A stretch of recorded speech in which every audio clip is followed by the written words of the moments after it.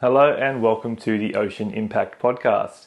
Our guest today is Julia Wheeler, who, among being an incredible freediver, is a passionate conservationist, a photographer, filmmaker, and all-round inspiring female. I took the opportunity to tease out of Julia in this podcast just what it's like to go through a competitive freediving experience. So stay tuned midway through for her account of what that is like. And we also talk a lot about her current work, which is creating an incredible documentary on endangered species preservation, particularly on Africa. So tune in. I'm sure you'll find what Julia has to say incredibly captivating and interesting. And as always, if you like the episode, share it around and write a review. Thanks for tuning in.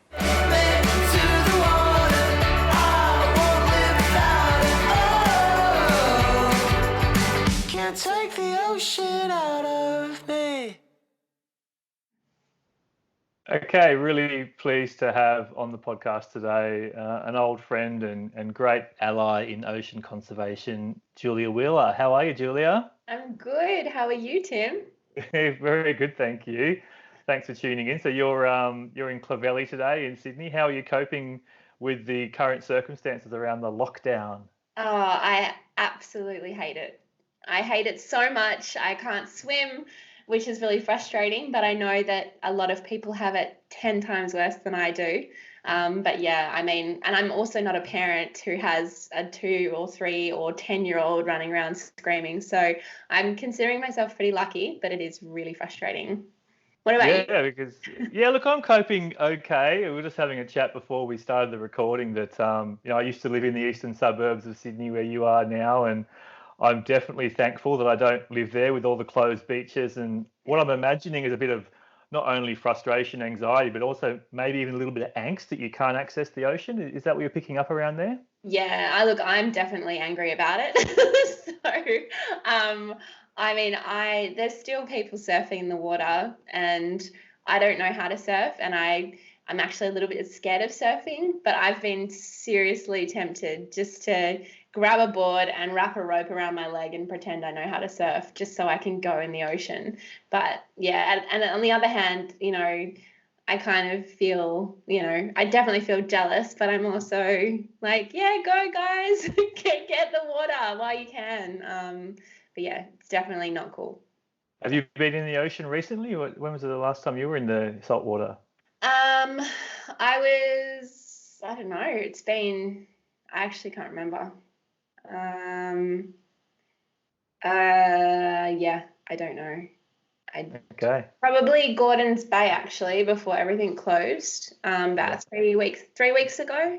I went for a dive, just a little snorkel, and you had to climb in off the rocks because I think they'd closed the beaches and people were still going in off the rocks. So yeah, I went for a cheeky snorkel then. But that's it really. Hey, well, we've got to make sure we keep our physical and human health in check during these crazy times. So saltwater certainly does that for me, and I'm sure it does for you. Yeah, usually, definitely. That's been So we really were, hard. we were talking just before about the titles that we give people, and for you we were throwing around photographer, filmmaker, freediver, conservationist. Is it easy to put a little label on yourself at this point in time? How would you describe yourself to people listening in? I would describe myself as just someone who grabs the bull by the horns, really. I really give everything a go that I find really interesting or really intriguing or something that I want to learn more about. So, yeah, freediving. I've tried freediving. I've competed in freediving. And in a world's level, which has been really amazing. I've made 5 documentaries in the last 2 years, and they're going to be released soon, hopefully, around endangered species conservation. And that's a project I was working on for 6 years prior, just to get the concept right. And work out how I was going to make these documentaries and where I was going to get the funding from, and how do you make a documentary? So that was just a really big learning process. And then I've been holding a camera since I was really small, probably about 5 or 6 years old. I first kind of started stealing my dad's camera and changing all of the settings, and making these really overexposed, blown out pictures, which I thought were awesome. I still think I still tell myself that they're kind of cool, but they're really not. But yeah, so I don't know. I grew up in West Australia, ocean born, love the surf, love the water, love talking to people, and I loved animals. So kind of you take all those bits and pieces, and that's who I am now, I guess. Yeah, and who you are now is pretty awesome, and I've really enjoyed our friendship over the years and where we've been able to align on mutual missions. You were a great ambassador for Take Three for the Sea, and I've just really stoked to see how your journey has unfolded, particularly with this latest project, Wild Shots, which we'll get to and talk about later on. But yeah, I think there's a lot to talk about today, Jules, and I guess we will go back to those early days. I was skimming through your very awesome Instagram feed earlier, and the image popped up of you about 3 years old with your goggles on, Yeah. waiting for your dad to take you out on an adventure. Can you recount what it was like growing up and how you got into this adventurous lifestyle so early? Oh, that's so funny. It's so funny actually that you bring up that picture, because the street that I was standing on, the first street I ever grew up on, was actually called Bath Street. And then I started kind of holding my breath in the bath, or so yeah, I don't know, Bath Street, and holding my breath in the bath. It was just a weird thing. And yeah, I would always walk around with my goggles upside down, and I would wear them all the time. It didn't matter where I was. I loved them. I loved the feeling of I'm going to the beach, or I'm going to the pool, or we're going on an adventure. So yeah, I guess growing up in West Australia, I had a canvas of the red deserts, the green treetops, and the blue ocean. And it was just vast and expanded for as far as my little eyes could see. So it was just, I wanted to be amongst it. And I think my dad always took us down south. So we'd go to Esperance, Margaret River, Yarlingup, and then we'd go up north to Kalbarri and Monkey Mia, and we'd always be traveling, always moving, always in a four-wheel drive. There was always so much to see. So I guess having that lifestyle growing up and being lucky to travel, my curiosity just kind of naturally evolved, I guess. And I was never really held back. I was always kind of told, like, just go, if you want to see something or talk to someone, just go and talk to them. Like, it's fine. So I did that. And I think at one point I think I took it quite literally. My parents took me to Rottnest Island, which is just 22 kilometres off the coast of Perth. And I was 8 or 9 years old. And actually, no, I was even younger. I think I was 5. And Dad, and I was on my bike. I had a little mountain bike thing. And my sister was in the pram. She was a baby. And Mum and Dad were walking along, and it was becoming dark, but I just had this sense of I've got to go, I've just got to go. And I just rode off, and then I just ditched my parents, and I had to find the police and get the police to take me home. But I was really hungry, so I actually got KFC on the way home as well. And then I had to tell the police officer where I lived. And then my parents weren't even worried when it was like 9 o'clock at night when I came home, and I was like 5 or 6 years old, and they just didn't seem to, but where do you go on Rottnest Island apart from around and around the island? So That's true. But the most dangerous thing there is the quokkas, or potentially the big fish that are off the coastline. Yeah. We are talking about some pretty wild ocean in the southwest of Australia. So obviously you became competent in the bathtub and the pool. You're a bit of a champion swimmer for a while there. But what was it like going into the ocean? What were some of your early memories of taking your love for water and going into some sort of wild and dynamic ocean? I think and you're right. I mean, West Australia, the Indian Ocean, it's so wild. It's so powerful, and it really kind of wakes the soul a little bit. There's a bit of a calling. And I think, again, my dad used to get me out of bed really early every morning, and I'd go to the sea. And I think my earliest memories were the waves were so huge, like massive, huge, like, but they were the big dumpy ones, the ones that just like dump straight on the shore. They roll and they just smash. There's no like beautiful Hawaiian, like long sets or anything like that. And I remember, I really wanted to go out. I had to get past those waves to get out to be able to be in deep water. So I had to teach myself to lie flat on the ocean floor and hold the sand as the waves rolled over me. And I think over time, I just naturally opened my eyes and would just look up while the waves, rolled over me, and I could feel sometimes the back of my ankles flip up from the wave, and it would kind of freak me out a bit, but it was fun. So I just remember, looking up and seeing the light coming in through the waves and tasting the salt water and, feeling that really nice salty steam in the eyeballs. And then swimming up to the surface and just breathing. But I never really, I don't know, I guess holding my breath again so I could accomplish the goal to get out into the big ocean was what kind of got me through to the next step. So it wasn't ever really like a challenge. It was more a reward.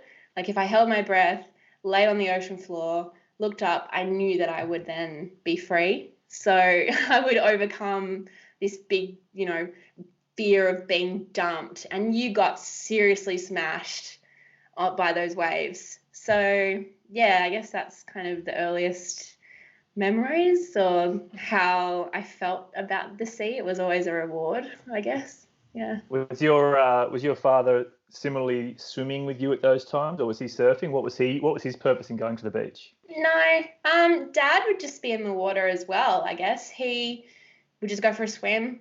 He'd chill on the sand, go for a run. I was usually always by myself. I knew that he would have, my dad has eyes on the back of his head. Like he would know where I was, but I never really thought, oh, Dad's watching me, I'll be safe. It was just, sometimes I guess he wasn't. I don't know. It wasn't. I did things very individually, and it was fun. And yeah, if Dad was out in the ocean at the same time as me, then that was cool. But most of the time I was just so focused on being in the water and swimming and keeping my legs kicking. And yeah, it was just an obsession. Massive obsession. So.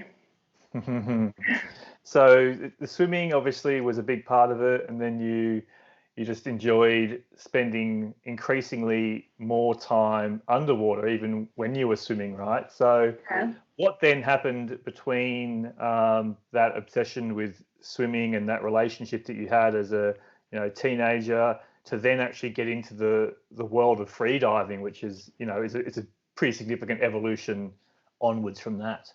I think while I was at school as well, having a mixture of competing in swimming and representing the school, and then also I ended up swimming to Rottnest as well. So I was pool training with Lynn McKenzie, who was an ex-Olympian, and she pushed me really, really hard, especially on my technique as a swimmer.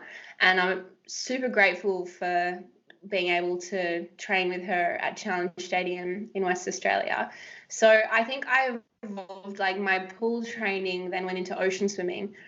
And then after I finished my degree and went to NIDA, I think I studied in Sydney for like 4 years or something. I got into my second degree submission at Bond University in the Gold Coast for criminal for psychology.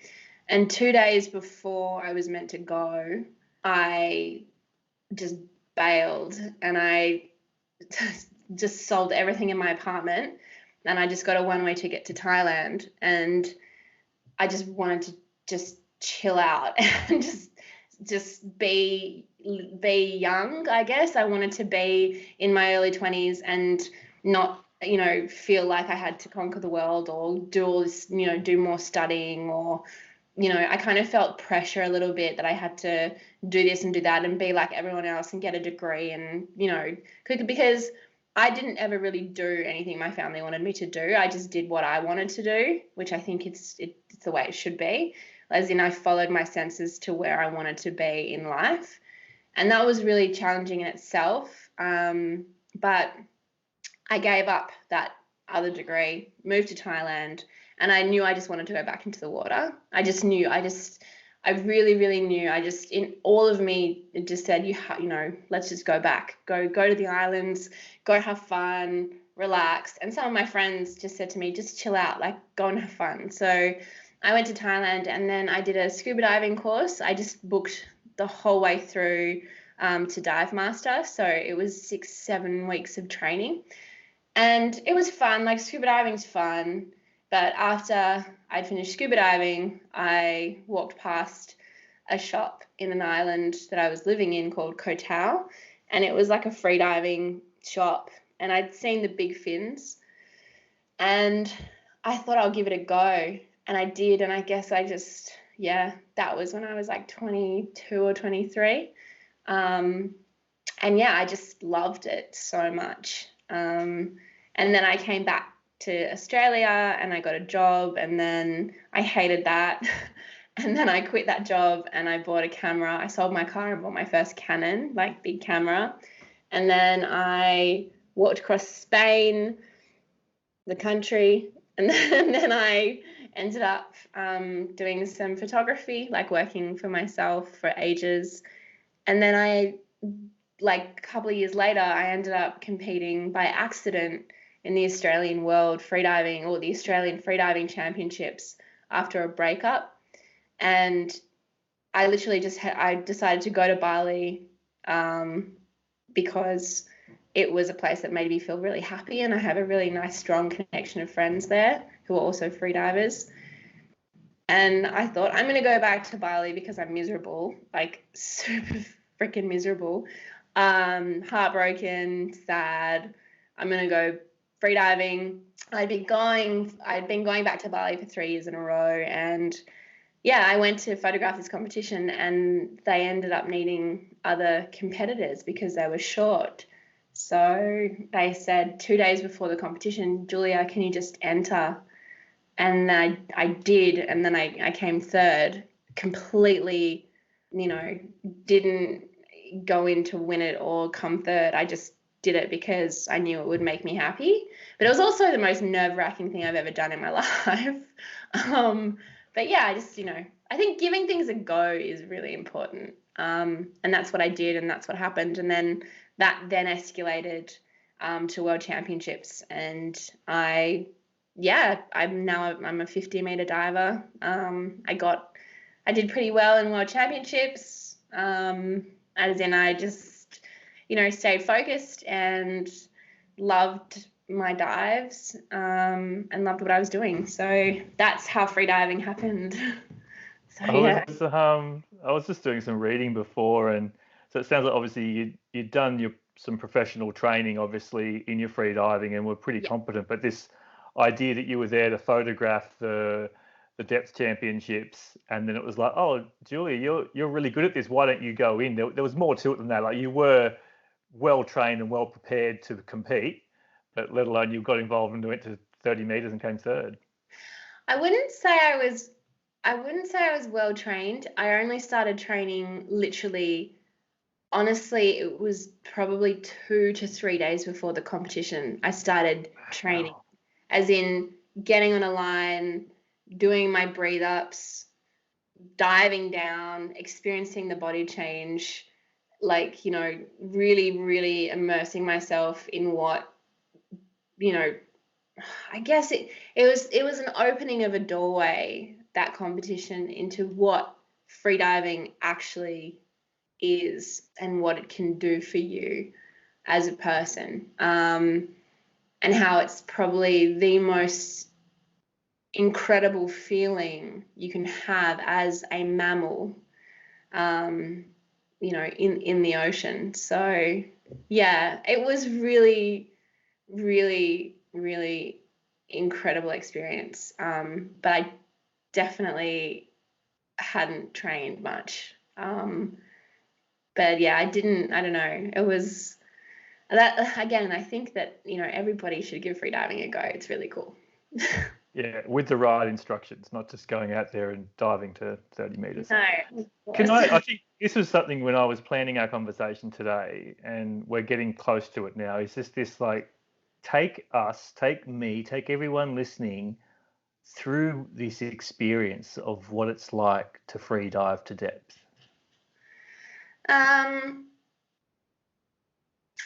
Take you through the experience. Just take us there, like, you touched on it a little bit just then, but Sorry. it's like, I just want to almost just to sort of feel it a little bit through this digital connection of what the process that you're going through, what it's like to descend, what your body goes through. Like, just, yeah, give us a little glimpse, because some of us will never get the chance to.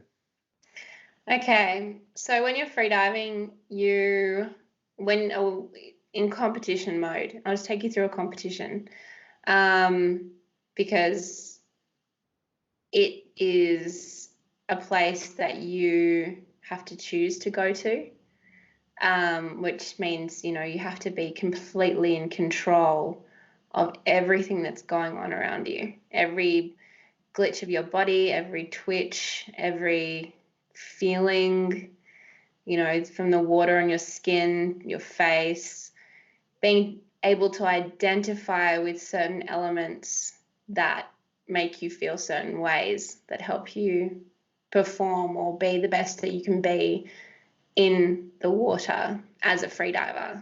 And this is just my personal experience. Everybody is so different. This is just me coming from me, like no other freediver. But essentially, in a competition, you have 3 minutes to warm up or to breathe up. So a big part of freediving and competing is visualization. And I actually wrote a little post about this on Instagram the other day. And it's that if you visualize what is in front of you or what's to come and what's to happen or where you want to be, it makes it a lot easier when you're actually going through that process. And with freediving and competing, I find it helps me more than anything to visualize my dives. So I'm in the water, well, you'll be in the water, and you are breathing up. So you're holding onto your line, you've got your lanyard on, you're attached to the line, you have 4 safety divers around you, you have your coach, no one can touch you, no one's talking, you have a depth gauge on your wrist, your heart rate is being monitored, you're being watched by a camera underwater on the surface, and there's a whole bunch of athletes around you just watching you, waiting to see, what happens. And you can't think of any of that. You have to block everything out. It's like being in a really bad situation and, maybe you don't know what's going on in your head. Sometimes you do know what's going on in your head, but sometimes you'll be in a position in life where you're receiving some bad energy or some bad vibes, or someone has said something nasty to you. When you're freediving or when you're about to dive, you have to just completely clear your mind. You have to clear everything. You have to clear all negativity. You have to just, trust that everything is in your control, and that you are able to do what you are about to set out to do. So that involves just being very, very in the moment and just concentrating and relaxing and just feeling the water on your skin and, taking really big, deep breaths and just really just becoming very centered and very at one with all of your feelings and what's going on in your mind and your body. So that's what happens in the beginning for me. And then I take my last breath, and again, while I'm breathing, I know that I'm about to go down to 50 meters, and I have to keep telling myself this is exactly where I need to be. So that's kind of my mantra that I run through. And so I take my last breath, I take my dive. And then past, so 15 meters, when I hit 15 meters, I start to free fall. And that's when your body, you're basically, I mean, it's different for all bodies, like different people. Some people start free falling at 13 meters, some people 15, some people 16, 17, it doesn't matter. But I'm around the 15, 16 meter mark. And that's when you just have to let everything go and completely trust yourself. And this is when your body is having all of these different adaptations and, to the pressure. I mean, when you hit 10 meters, for example, when you go 10 meters underwater, you are in double the amount of pressure than what you are exposed to on the surface. So everything is constricting. And you have to, and you can tell that that's going on around you. You can feel these little glitches and twitches, and you could think, oh my gosh, my heart, my lungs are going to be squashed to the size of, baseballs. But you don't think like that. You just have to just be okay with it and trust that you're okay. And in doing that, you have to trust yourself. So anyway, you start free falling, and that's kind of when you can lose it in your free fall. Well, that's when I find I can lose it. When you disengage with being completely in control and in focus of free falling. So yeah, you let go, you let everything go, and you just enjoy like plummeting down like a complete dead weight into the complete, into absolute blackness. And you don't know what's down there. I mean, obviously you hope that there's nothing really down there, but sometimes, yeah, like, I don't know, you're letting go of everything. You're letting go and completely trusting yourself. So yeah, that free fall can be incredibly euphoric and enjoyable, or it can be a little bit stressful. But the more control that you have over yourself and your body in trusting that you're going to be okay and that's where you're supposed to be, and staying completely present, means that you're going to get to where you need to go. So then you hit the bottom plate and you grab your tag and you stick your tag in your hood or in your sleeve, and you begin to ascend. And I think the ascent is a little scary. Out of the whole dive, for me, when I hit the 50-meter mark and I'm coming back up, I usually will do one, especially if it's no fins or with my constant weight, which is a monofin. When I do my first kick at 50 meters, I usually sink again because I'm a complete dead weight and I'm wearing weight. So I'll kick and I'll sink a little, and then I'll kick and I'll sink a little, and you just can't panic. So you just have to keep kicking, and you get a momentum, like you get your groove happening, and eventually, like, you hit the buoyant space again, and then you start to feel your body, like you start flying back up, and then yeah, it's very cool. It's very empowering, and very rewarding, knowing that you can push yourself to a limit that you set out to push yourself to. And it doesn't necessarily have to be in freediving. It can be in making documentaries, it can be in photography, it can be in a job interview and applying for a job that you don't think you'll ever get, and then you eventually get it because you saw that you could do it, or you believed in yourself. So freediving, I guess, is just a way for me to also apply those tools, both mentally and physically, into my everyday life, which has been really, really helpful, especially like in the last 2 years of my life with working in other areas. So yeah, I don't know if that answers your question. I just felt like I was rambling. Oh my gosh, that was really epic.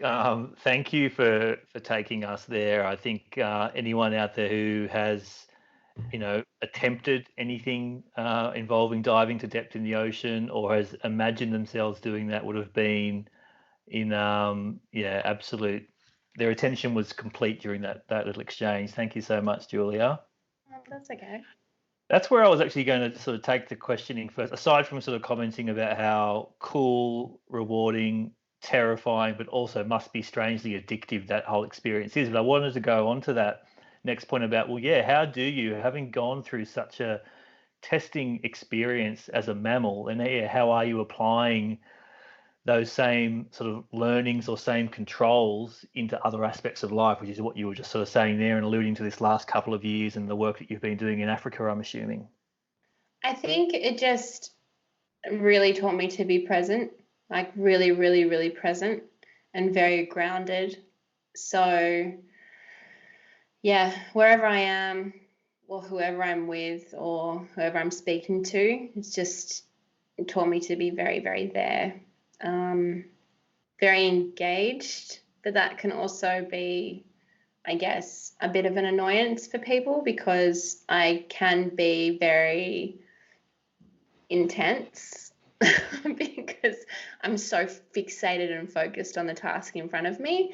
And that, I guess, became even more so in my personality from freediving. But before freediving, I guess I was a lot like that too. But I don't know.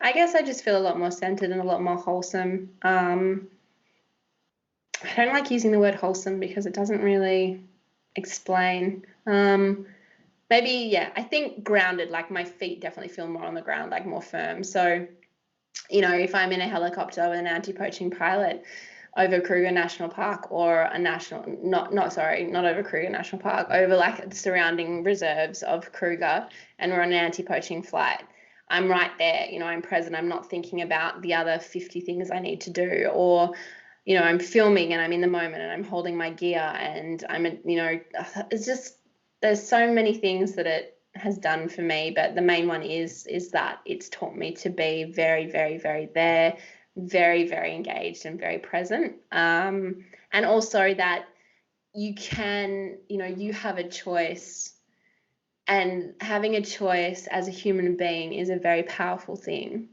I think.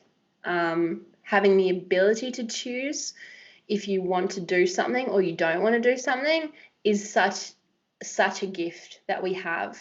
And I think if we could rather look at that gift of choice as a positive rather than a negative, and apply it to, you know, even single-use plastics or the direction we want to take our life in, then I think we could all be a lot more grounded and happier as people. But I mean, that's a big call, but yeah, you know, no one makes me go free diving. No one makes me do the things that I do. And when shit gets tough and you say, I chose to do this, it's okay, I'm going to get through it, you know, you will get through it and you will be fine and you will recover. And yeah, you'll keep going and you'll do it again, or you'll do something new again, and you'll know that you can get there and you'll know that it'll be fine. But yeah, I don't know if I'm explaining that very well. No, you are.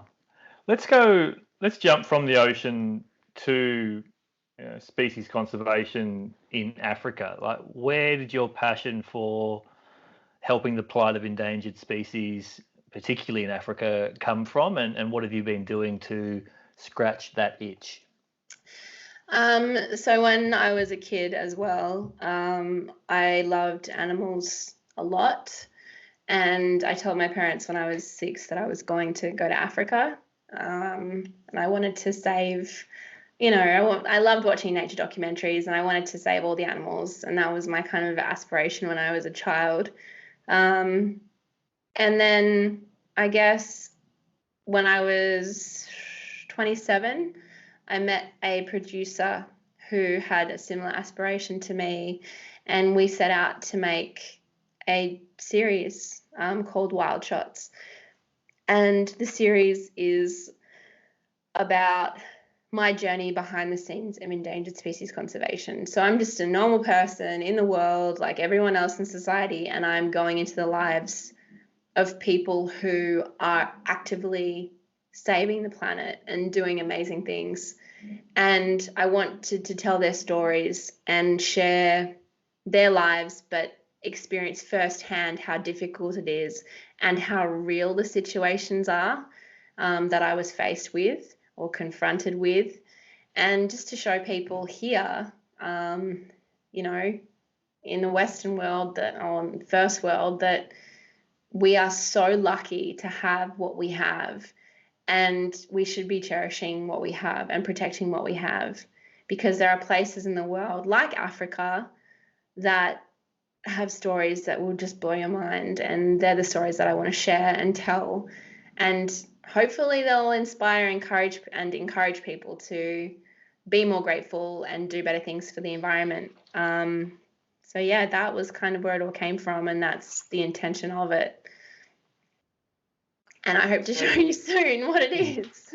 Yeah, because you have been spending a lot of time, I guess, in the original production and now all the post-production. And yeah, we wish you the absolute best with that project. So touching on that, the plight of endangered species on land versus what you've seen or know of in the ocean, how are you feeling about the state of the world and humankind's response to what is increasingly obvious signs of the one-way path we're going down? How are you feeling about conservation broadly? Look, in all honesty, it's really, really, really, really, really like, ouch. It's very real, and I don't, I don't think people realize how real it is. Yeah, I mean, after I finished filming last year in May, before post-production, I think I was so unhappy for 3 or 4 months. Like, the majority of how I felt after I finished Wild Shots season 1 was just like, holy shit, like, what are we doing to the planet? Like, is there is there hope? And I think after a lot of thought and processing what I'd seen and where I'd been and who I'd worked with, I realized that there is hope, and there is a way that we can all still protect the planet. And that's essentially, for me, what it's about. It's about protecting what is there, not necessarily protecting what is left. I don't think that's a good way to look at it, because that in itself is quite a depressing term, like saying, we have to protect what's left. Why aren't we just protecting what's there now? Because, giving what's there now time to grow and evolve again and develop. Because if we just protected what's there now, I think we would be okay. But yeah, I've seen devastating things. Like, everyone thinks Madagascar is this, paradise island off the east coast of Africa. And it is so, like, the deforestation that I've seen, that I saw, the poverty. I mean, it's insane. Like, it's crazy. And there's people who are spending 17, 18 hours a day just trying to stop forests from being cut down. Like, I don't know. There's so much to say. It's hard. It's so hard. I don't know. I guess it comes in waves. Some days I think everything will be okay if more people knew what was going on. And then some days I just think I don't know if there's any hope. And that's really weird for me to even say that, because of what I've seen. But I know that there's so many people fighting to protect what we have. And those are the people that give me hope, and those are the stories that I want to share. And hopefully through those people and through their message, it will give our world a better understanding of what's going on and how they can help to preserve what we have, I guess. But yeah. Yeah, and realizing, I guess, what it is that we can do, and how much of that plight we take onto our shoulders as well. And yeah, I think for people like yourself, it is just so powerful to be in the driving seat of this range of communications tools that you utilize to tell those stories, to ignite hope, to educate, to inspire. So maybe we have a little bit of a conversation about that. I mean, you do use communication tools through your photography and filmmaking, and Yeah. relationship with social media to spread so much inspiration. Yeah, maybe tell us a little bit about that. What fires you up and fuels you to keep doing that? I think that rather than telling people what the problem is, and how to, fix it, I think it's so much cooler and more engaging to show people, like you would take 3, you guys show everyone this is the problem, but this is also the solution. And that's what I love doing, so I find that it keeps me more positive if someone shows me a solution to a problem, as even if it's their way of taking the steps to fix a problem rather than telling me something. So yeah, I mean, I like doing that with my social media, just saying, hey, this is what we did. And then 3 people learn they did something to fix something. And this is what it was. And now I'm inspired to do that too. So yeah, I think that's a cool way to, share the world's issues without making it too depressing, but also shine light and highlight and inspire people into taking action in their everyday lives. Plastic's been a huge one. You've been a huge, like, your message for years, like 9 years, 10 years with Take 3, massive message about single-use plastics, and it's embedded in everyone now, like, well, maybe not everyone, but in a lot of people. And I think that that's been so successful because you guys are so positive about the problem as well, but positive in the fact that we can still make a difference. So yeah, that's kind of the way I like to educate, inspire. But obviously, like, I get seriously annoyed as well, like people don't, something as easy as like a reusable water bottle. I just think some people are very lazy and they don't take the initiative to just go and buy a reusable water bottle and fill it up with water. Like, why can't everyone do that? Why are people still buying or using plastic bags? So I guess, yeah, I try not to get annoyed, but obviously things annoy me, like I'm sure they annoy you too. So yeah. Oh, well, Anyway. especially when you understand it, right? You've gone and undertaken that journey of discovery almost on behalf of everyone else, and what you're asking people to do is actually really simple. Like, I'm just asking you to do this because you don't realize, but if everyone does it, there's a huge impact. So please just do this one thing. Yeah, exactly. And it's such a small thing, right? It's not a huge thing. But I think then, Tim, like, global warming, massive thing, okay? It is a massive thing. The impact it's having is massive, right? But we can still do things to reduce that impact. I think I like to encourage people to buy trees, plant trees. Just everybody plant trees. So, just there's such an overwhelming amount of really depressing information about global warming, and especially, with all of the people that have been affected by the bushfires, it's so bad. And I can't help but think, are we going to have that again this summer? Is it going to happen? What are we going to do? But instead of saying that kind of thing, I just say, like, what can we do to prevent that or help, continue to produce oxygen? And if people can donate to tree growing, tree developing, tree planting, trees, lots of trees, like in Gabon in West Africa, they have 10,000 species of trees. That's one of the countries I made a documentary about, and their conservation efforts. Unbelievable, like unreal, like freaking amazing. This place, it's just left of the Congo Basin and below Cameroon. It's just incredible, absolutely incredible. And it's one of the last Edens, so to speak, on Earth, much like Costa Rica, where they have retained a lot of their rainforest and they've protected it, and they've formed 13 national parks to protect it. And they revoked a lot of logging permits in order to protect it. And it's just incredible. And it's doing incredible things to the environment, and you guys will see when that comes out. But I feel like if we could all look at countries that are doing incredible things and take pieces of that, even if our government is completely oblivious to what's going on, or chooses to be oblivious, or chooses to not give a shit, or chooses to not do enough, or, you know, chooses to join, you know, the coal wagon, just all that stuff. But I won't talk about politics because that makes me mad. But if we can just, as individuals, kind of, you know, do our own thing as best as we can still make a big impact. So, yeah.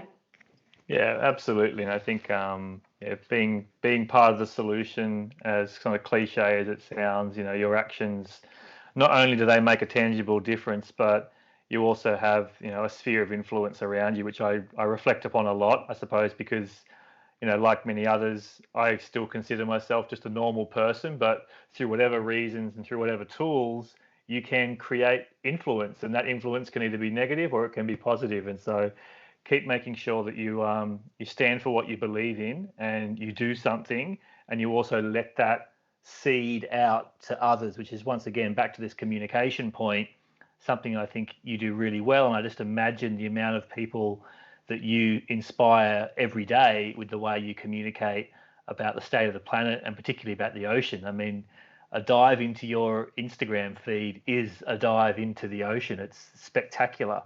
Um, you obviously love photography on both sides of the lens, right? What is it about getting down there and capturing you in the ocean that you find so enjoyable and inspiring and valuable?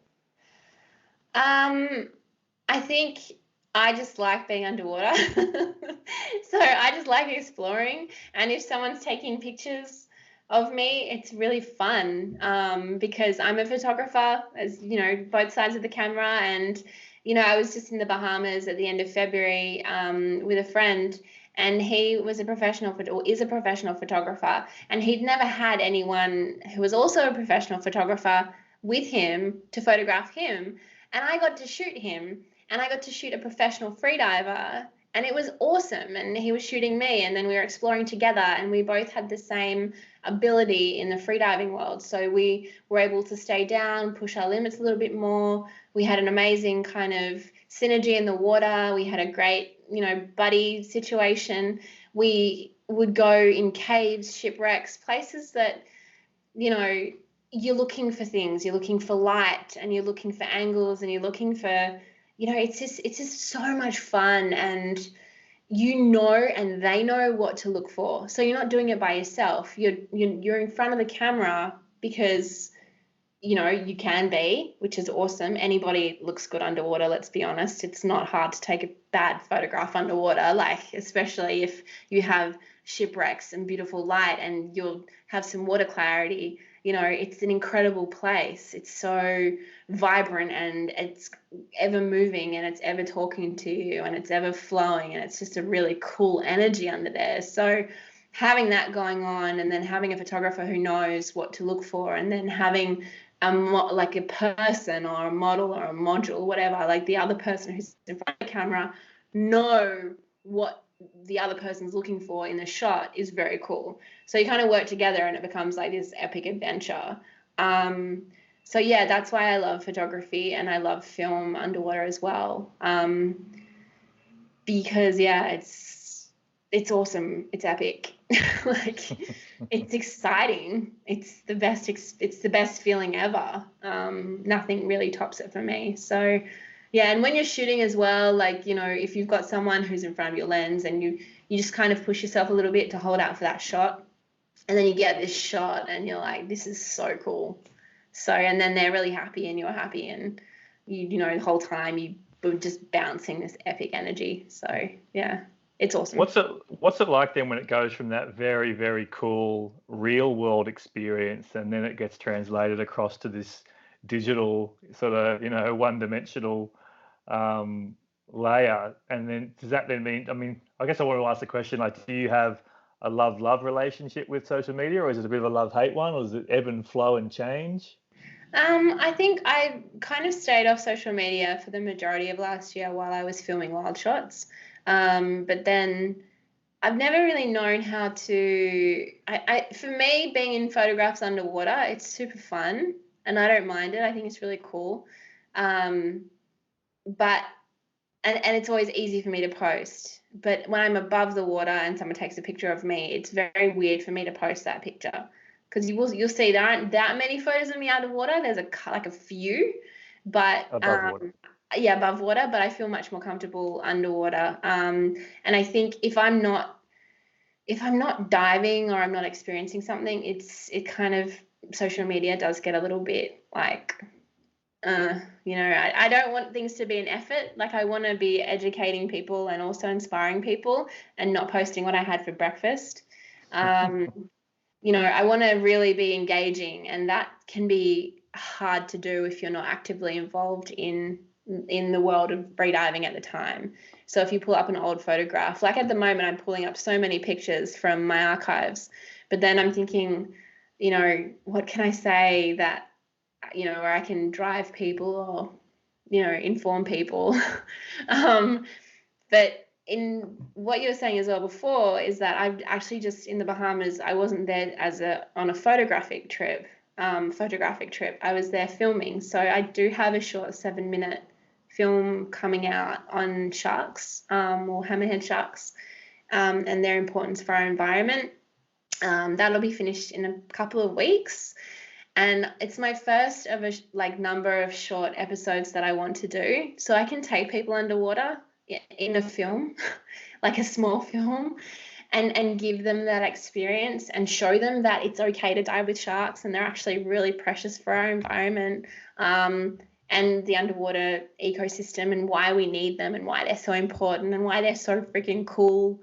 So it's my first underwater stint, and ultimately I would love to keep making underwater content, but not just little videos and things. I want to keep making things that are really informative and concentrate on a species like every episode, and work with a scientist every episode. And yeah, that's something a concept I've been working on for a while. And finally I went and did one, because it's not cheap to do, but finally went and did one, and I'll see how that turns out. But hopefully they'll get picked up as, something that everybody can access as well, like a multiple brand thing where everybody can launch it on their platforms, and it's just something that's a gift, basically, just to say, here, come and see the underwater world with me. Yeah, well, I think obviously that's sort of what I pick up from so much of your communication to social media. It is a journey with you into those places that some of us will never go. Have you ever had any chance to work with virtual reality or 360-degree video equipment? I could imagine that would be pretty exciting for you to take us in there using some of these mixed reality tools. Yeah, that would be awesome. I've done 1 or 2 underwater virtual reality, those goggle thingos. That is super cool. That's pretty much what it's like underwater. Yeah. So cool. But you can breathe. Yeah, you when can you're breathe, and you don't feel the water on your skin. But you don't get the mammalian dive reflex. But it's super cool. I think, yeah, I really love those. Yeah, I would have one in my lounge room if I could. Yeah, we're talking to a bunch of different great projects. Underwater Earth, who did the whole 360-degree Google Street View, so you can go and explore reefs on the Google Earth tool, and also a Melbourne-based virtual reality company called Foria, who are doing really cool stuff on ocean. So that'll be a big part of the OI journey. I think we're going to probably wrap up in a few minutes, Jules. But you touched on something before there, which is obviously traveling around the world and creating great projects is expensive. How are you going with sort of turning your passions into a career? I wanted to touch on some of your entrepreneurial interests in products and things. Where are you at now? Where is your head into the future, and how you can make a successful career out of your association with the ocean and conservation? Well, hopefully, with the documentary series that I just started, hopefully that does well, in the sense that it will, and I mean, I hope it gets the reach that it needs, and I hope that it serves a purpose in inspiring and educating the world of what's going on, and if that happens, then I think that's a success. I see that as a huge success. Financially, I definitely am not rolling in it. I've put pretty much the majority of all of my spending last year into, well, the budget for my documentary series. It all went to the documentary series. I think I just lived off some of the funding. Like, when we were overseas, you get your per diems. I lived off the budget as much as I could in as small capacity as I could, so that I could make something really as amazing as I possibly could, which comes with sacrifice, as you know. So I think for now, like, I'm just sitting on wild shots, and I'm going to see how that goes. We do have season 2 planned. That's all written out. That's ready to go. So I'm in a holding pattern at the moment, or with that specific project. I'm still working on this mini series that time will tell if that gets picked up. If that gets picked up, hopefully I'll get paid. Well, I'll need to get paid to keep doing those. And then I've got a wetsuit brand that I started developing 2 years ago called Wheeler Wetsuits, my last name. And that was on the back burner because I had wild shots. So now I've finished the range and I'm ready to, I think in 3 months' time, I'll be able to launch that. And I've put a lot of money into that as well. I think I'm just constantly reinvesting into my passion. And that's all that I do. But then at the same time, it's starting to kind of niggle at me. You need to kind of, have a stable income and be stable and buy a house and have a future and la la la. But deep down, like, that's just, I don't think that's me, as in the buy a house thing. I think that if you don't, I don't know, I think I would be miserable if I didn't work in the conservation space. I just don't, I've never not really known that world. So I guess I'll just keep fighting to make it work, and I'll keep working my ass off, and I'll keep trying to inspire people to preserve what we have, because that to me is the most important thing in my life, and I feel like that's my purpose here on this planet. So that's what I'll keep doing, and I'll just make it work. I'll just keep working and working and working and working and working. So yeah, it's not luxurious in any way, shape or form, but who cares? It's fun.